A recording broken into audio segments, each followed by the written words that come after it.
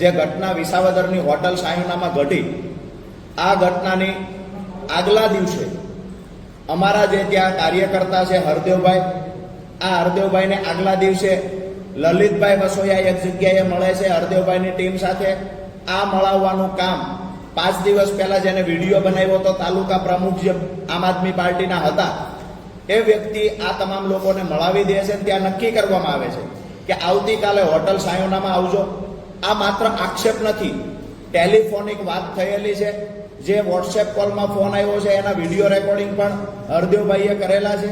સીધી વાત એ છે કે 5 લાખ રૂપિયાની વાત કરી, હરદેવભાઈને લઈ જવામાં આવ્યા અને હરદેવભાઈને કહેવામાં આવ્યું મીટિંગ પૂરી થયા પછી આવતીકાલે તમે હોટલ સાયોનામાં આવજો, ત્યાં તમને પૈસા આપી દઈશું, તમારે ત્યાં ગોપાલભાઈની વિરુદ્ધમાં વિડીયો બનાવવાનો છે. હરદેવભાઈ જ્યારે ગયા ત્યારે આખી ઘટના સામે આવી. એમાં પણ કોંગ્રેસે ક્યાંક ને ક્યાંક બચાવ કરવાના ખોખલા પ્રયત્ન કર્યા, પણ જ્યારે સીસીટીવી ફૂટેજ સામે આવ્યા એમાં સ્પષ્ટ દેખાય છે કે લલિતભાઈની સાથે હરદેવભાઈ રૂમમાં જાય છે.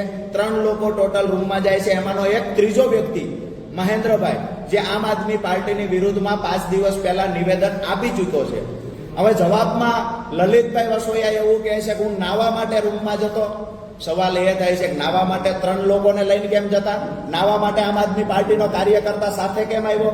નાવા માટે થઈને 5 દિવસ પહેલા ફૂટેલો આમ આદમી પાર્ટીનો તાલુકા પ્રમુખ સાથે કેમ હતો?